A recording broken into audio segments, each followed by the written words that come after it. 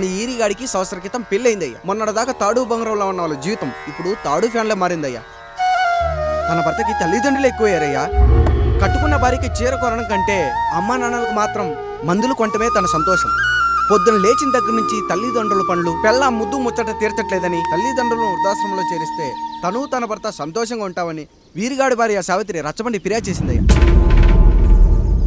చూడమ్మా, ప్రతి స్త్రీ జీవితం 3 ఆకులతో ముడిపడి ఉంటుంది. పెళ్లిల్లో మావిడాకులు, శోభనం గదిలో తమలపాకులు, ఆ తర్వాత భర్తతో విడాకులు. మావిడాకులు గుమ్మానికి కట్టొచ్చు, తమలపాకులతో కిల్లీలు కట్టొచ్చు, కానీ విడాకులతో కాపురాలను కట్టలేమమ్మా, కట్టలేం. నన్నేం చేయమంటారు? నాకంటూ కోరికలుండవా? భర్తతో సరదాగా ఒక్కదాన్నే గొడవ పడాలని, ఆయన కష్టపడి అలిసొస్తే పక్కింటి వాళ్ల కబుర్లన్నీ చెప్పాలని, వచ్చిన జీతం మొత్తం చేతికిచ్చాక నేనే 10ో 12కో చేతిలో పెడితే ఆయన కళ్లల్లో ఆనందం చూడాలని నాకనిపించదా? ఎంతసేపు అమ్మా నాన్న అంటూ వాళ్ళ కొంగు పట్టుకుని తిరగడమే తప్ప నా పైట పట్టుకుని తిరిగిందే లేదు. నాకు విడాకులొద్దు, నా భర్త నాకు కావాలి. ఎరా, నీ భార్య చెప్పింది విన్నావుగా, ఏమంటావు? అయ్యా, మీరు నా వైపు కూడా ఆలోచించండి అయ్యా. 9 నెలలు నా తల్లి కష్టపడి కన్నీ పెంచితే 20 ఏళ్ళు నా తండ్రి నన్ను పోషించాడు. నిన్నగాక మొన్నొచ్చింది. ఇది మమ్మల్ని విడదీయాలంటే ఎలాగయ్యా? నాకు నా పెళ్ళం కంటే నా తల్లిదండ్రులు ఎక్కువయ్యా. మరి పెళ్ళెందుకు చేసుకున్నావురా? అక్కుల్లో పనికెళ్తుంటే అక్కడ మెస్ భోజనం పడట్లేదయ్యా. ఇల్లామంటే పని మనిషి అనుకుంటున్నావారా? అసలేమనుకుంటున్నావురా? ఆడదంటే నీకంటే చిన్నదవుతే చెల్లవుతుంది, పెద్దదైతే అక్క అవుతుంది, పెళ్లి చేసుకుంటే భార్య అవుతుంది, ఆ తరువాత తల్లి అవుతుంది. మగాడేముందిరా, ఆఫ్టర్ ఆల్ తండ్రి అవగలడు. మగాడు పురుషుడు అని పలకాలంటే పెద్ద కష్టమేమీ లేదు. కానీ స్త్రీ అని పలకాలంటే నోట్లో కండరాలు, నాలుక అష్టవంకరలు తిరిగి కష్టపడాలరా. స్త్రీ జీవితం కూడా అంతే. మన దేశంలో స్త్రీని గౌరవించడం తరతరాలుగా వస్తున్న సాంప్రదాయం. ఆ సాంప్రదాయం ఎంత గొప్పదంటే జంతువుల్ని కూడా పిల్లి పిల్ల, కుక్క పిల్ల, పంది పిల్ల అంటాం గాని కుక్క పిల్లోడు, పిల్లి పిల్లోడు, పంది పిల్లోడు అని అనమరా. అంత గొప్పదిరా మన సాంప్రదాయం. మీరు ఎన్నైనా చెప్పండి, దాన్ని ఏలుకోవటం నా వల్ల కాదయ్యా. రేయ్, కడుపులో బిడ్డ ఆడపిల్ల అని తెలిసి ఉంచాలా ఊడ్చాలా అని ఆలోచిస్తుంటే పుడతామో చస్తామో తెలియని పరిస్థితుల్లో ఎలాగోలా పుట్టేసి పెరిగేసి ఎదిగేస్తున్న టైంలో తను పుట్టింది తన కోసం కాదు, ఎక్కడో పుట్టిన ఏదో కోసం అన్న విషయం తెలిసాక అమ్మ నాన్న కలిసి 1 కిలో లడ్డూలు, 1 కిలో చెగోడీలు పెట్టి దున్నపోతు లాంటి ఓ పెళ్లి కొడుకును తీసుకొచ్చి తల దించుకొని పెళ్లిలో కళ్ళు దించుకొని శోభన గదిలో పడుకుంటే గుండెల మీద తాలి బరువు, శరీరం మీద వాడి బరువు మోసి మోసి వాడు వేసిన విత్తనాన్ని 9 నెలలు మోసి మోసి ఓ పండంటు బిడ్డకు జన్మనిచ్చి ప్రతిరోజు కోడి కంటే ముందే నిద్రలేచి నుదిటిన బొట్టు పెట్టి, వాకిట్లో ముగ్గు పెట్టి, స్టవ్ మీద గిన్నె పెట్టి, అందులో పాలు మరగబెట్టి, కాఫీ పొడి టీ పొడి కలిపి పెట్టి, పిల్లల నోటికి తిండి పెట్టి, వాళ్ళను బడికి ఎల్లగొట్టి, నిన్ను ఆఫీస్కు తరిమి కొట్టి, ఒక చేత రిమోట్ మరో చేత కత్తిపీట పట్టుకొని ఛానల్స్ మార్చి మార్చి కూరగాయలు తరిగి తరిగి 11 గంటలకు మా ఊరి వంట, 12 గంటలకు స్టార్ మహిళ చూస్తూ, వీటి మధ్యలో వంట చేస్తూ కూరెక్కడ మాడిపోతుందో అన్న టెన్షన్ లో బ్రేక్ మధ్యలో అత్తగారికి అన్నం పెట్టి, ఉద్దమందారం, ఆడదే ఆధారం, మనసు మమత, గోకులంలో సీత, స్వాతి చినుకులు అంటూ పగలు రాత్రి తేడా లేకుండా సీరియల్లో సమస్యల్ని తన సమస్యలుగా భావించి బరువెక్కిన గుండెతో అలిసొచ్చిన భర్తకు గుప్పెడంత మాడిపోయిన ఉప్మా పెట్టి అప్పుడు తిని పడుకుంటుందిరా. అదిరా ఆడదంటే. అలాంటి నీ భార్యను వదిలేస్తానంటావా? Bloody fool!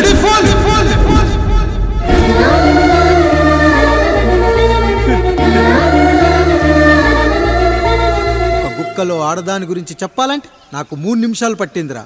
3 ముళ్ళేసిన నీకు ఆడదాని గురించి తెలియాలంటే ఎన్ని జన్మలెత్తాలరా. అయ్యా అయ్యా, నా తప్పు నేను తెలుసుకున్నానయ్యా. నా తల్లిదండ్రులు నేను వదిలేస్తానయ్యా. నా పిల్లల్ని నాకు ఇప్పించున్నాయ్యా. నువ్వు తప్పు మీద తప్పు చేస్తున్నావు. నీ భార్యను తిరిగి ఏలుకోవడానికి నీకు హక్కు లేదు. ఈ రాయుడు తీర్పిస్తున్నాడు. ఈ ఈరిగాడు మాత్రం తమ తల్లిదండ్రులతో ఉండాలి, కానీ ఈవిడకు మాత్రం భర్త కావాలి. ఈమెకు అభ్యంతరం లేకపోతే నేను పెళ్లి చేసుకుంటాను.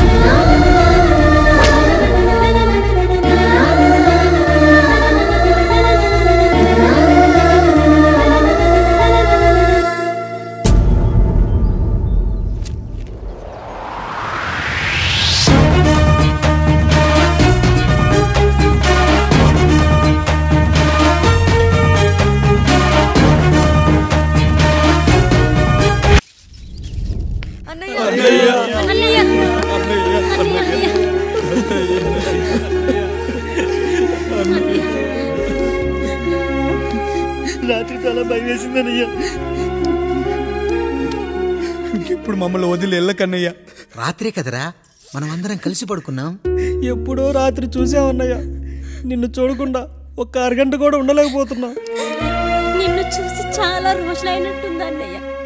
రాత్రంతా ఎక్కడికి వెళ్ళావన్నయ్య? అసలు ఎక్కడికి వెళ్ళారండి? ఇంట్లో దోమలు కొడుతున్నాయని అలా పక్కనే ఉన్న గడ్డివాం దగ్గర పడుకున్నా. మన రత్తాలు వాళ్ళ ఆయన ఊళ్ళో లేడంది. సరే అని తను తోడుగా తీసుకెళ్ళా.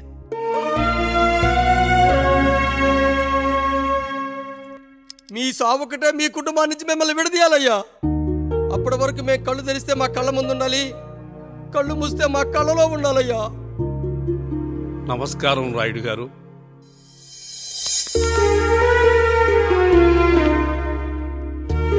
నమస్తే. ఏం జడ్జి గారు ఎప్పుడొచ్చారు? ఇప్పుడే. రాయుడు గారు, మీ కుటుంబం గురించి వినడమే గాని ఇప్పుడే చూస్తున్నాను. ఒక్కసారి మీ కుటుంబ సభ్యుల్ని నాకు పరిచయం చేయండి రాయుడు గారు. వాళ్ళు నా తమ్ముళ్ళు. నమస్కారం. మొత్తం ముగ్గురా? కాదు, నలుగురు. వాడు వేరే షూట్లో ఉన్నాడు. వీళ్ళు నా చెల్లెళ్ళు. నమస్కారం తల్లి. వీళ్ళు నా భార్యలు. నమస్కారం అమ్మా. వీళ్ళు నా బంధువులు. నమస్కారం. నా జీవితంలో ఎంతో ముఖ్యమైన, ఇష్టమైన, ప్రాణమైన మరో మనిషిని మీకు పరిచయం చేయాలి. ఆవిడే.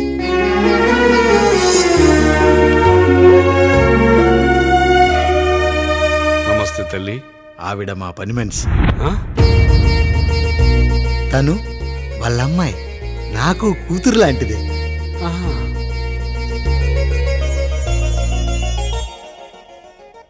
ఆ ఫోటోలోని వ్యక్తి ఎవరమ్మా? మీ ఆయన?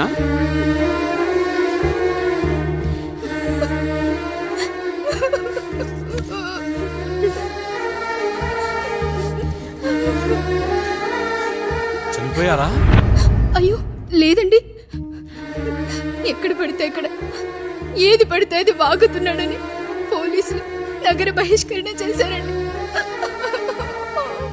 మళ్ళా ఎప్పుడొస్తాడు? నెక్స్ట్ సీన్కి వచ్చేస్తాడండి. ఈ అనుబంధాలు, ఆప్యాయతలు చూసిన తర్వాత నాకు ఒక కోరిక కలుగుతుంది రాయుడు గారు. మీరు కాదనరనే ధైర్యంతో అడుగుతున్నాను. అడగండి. నాకు ఒక్కతే కూతురు. ఆమెను మీ కుటుంబంలో సభ్యురాలుగా చేసుకుంటారని. తప్పకుండా. నా భార్యలకు అభ్యంతరం లేకపోతే తనను నేను పెళ్లి చేసుకుంటా.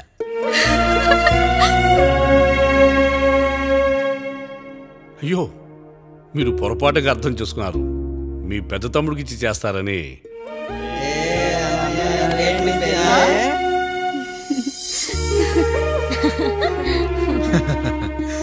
తప్పకుండా తప్పకుండా ఒక మంచి రోజు చూసుకొని మీ ఇంటికి అమ్మాయిని చూసుకోవడానికి వస్తాం. ధన్యుణ్ణి రాయుడు గారు, ధన్యుణ్ణి. రండి రండి రాయుడు గారు. మీలాంటి పెద్దలు మా ఇంటికి వచ్చి మా అమ్మాయిని మీ కోడలుగా చేసుకోవటం. ఇంకా రాయుడు గారు ఏంటి బావగారు? బావగారు అని పిలవండి. సంతోషం. రండమ్మా. త్వరగా అమ్మాయిని పిలిపించండి. మా వాడు అసలే ఆగలేకపోతున్నాడు. మా వాడు చిన్నప్పటి నుంచి అంతేనండి. కక్కొచ్చినా ఏమొచ్చినా ఆపుకోలేడు. త్వరగా మీ అమ్మాయిని పిలిపిస్తే ఆ కళ్యాణం ఏదో చేసేద్దాం. అమ్మా జయమాలిని, అమ్మాయిని చూసురా.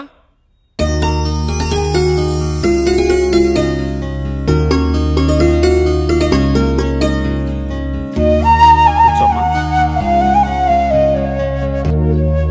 నువ్వు కూడా అబ్బాయిని చూడమ్మా.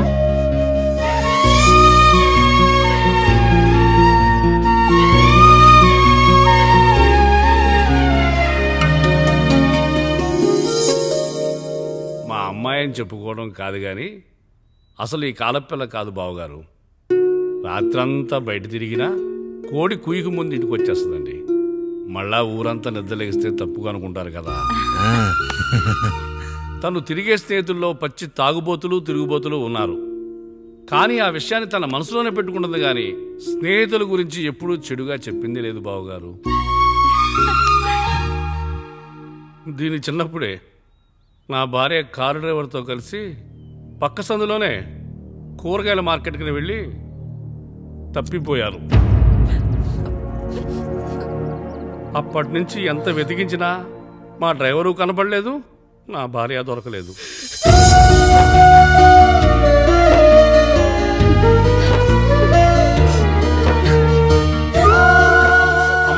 చాలా ప్రేమ పంచింది నాన్న. అది ఊరంతా పంచుతానంటుంది నా బిడ్డ. నేను కాదనలేదు.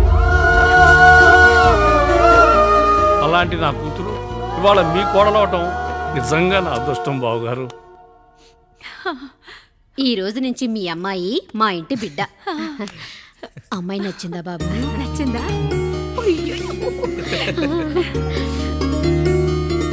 వాడికేం తెలుసు అన్నయ్య గారు, చిన్న పిల్లాడు. ఇప్పటికీ ఆకుని చెవులో పువ్వుని నోట్లో పెట్టుకొని తిరుగుతూ ఉంటాడు.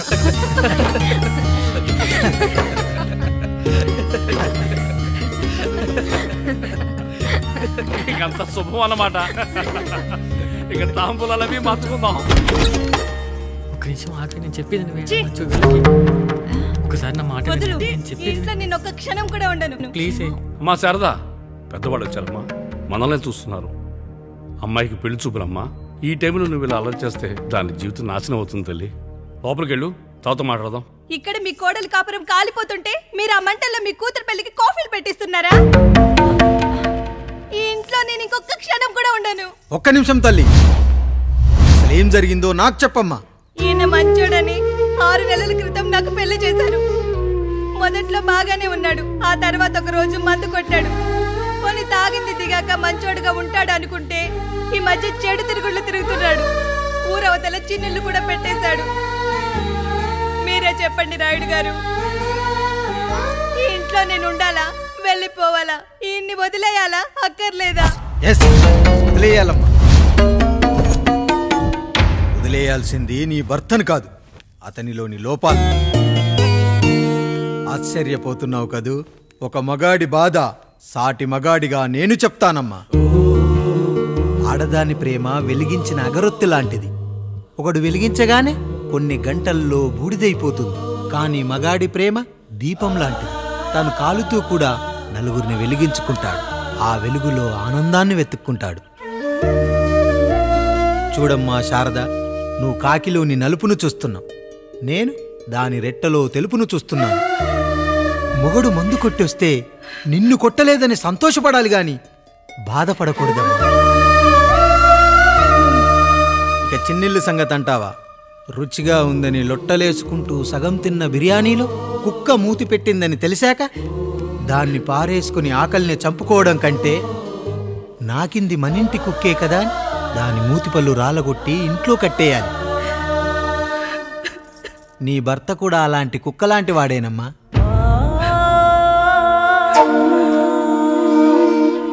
ఆడదానికి వయసొచ్చాక 3 ముళ్ళేసుకొని 90 ఏళ్ల జీవితం గురించి కలలు కంటుంది. అదే మగాడు 3 ముక్కలాడి 90 ml మందేయాలని కలలు కంటాడు. హౌస్లోనికి హౌస్ కీపింగ్కి తేడా తెలియని అమాయకపు జాతమ్మా మా మగజాతి. పండగ పూట తినే పాయసం రుచి గురించి మీకు తెలిసి ఉండొచ్చు. కానీ గరళం కంటే చేదుగా ఉన్న బ్రాందీని కక్కలేక మింగలేక తాగే ఆ బాధ ఒక్క మగాళ్లకు మాత్రమే తెలుస్తుంది. కష్టాల్లో ఓదార్చిన మందును సుఖాల్లో మర్చిపోకూడదని తాగడమే కాని మాకు మాత్రం తాగాలని ఆశుంటుందా తల్లి? చివరిగా ఒక్క మాట, కష్టాలు పొంగల్లో మిరియాల్లా మనకే వస్తాయి, కానీ సంతోషాలు ఉప్మాలో జీడిపప్పులా పక్కనోడుతూ ఉంటాయి. ఎదుటివాడి ఉప్మాలో కూడా పనికిరాని కరివేపాకుంటుందని సర్దుకుపోవడమే జీవితమమ్మా. రాయుడు గారు, నన్ను క్షమించండి. రాయుడు గారు, నన్ను క్షమించండి. నా తప్పు నేను తెలుసుకున్నాను. ఈ రోజు నా 2 బిడ్డల జీవితాన్ని కాపాడారు రాయుడు గారు. ఈ శుభ కార్యక్రమాన్ని కూడా మీరే జరిపించండి. తప్పకుండా.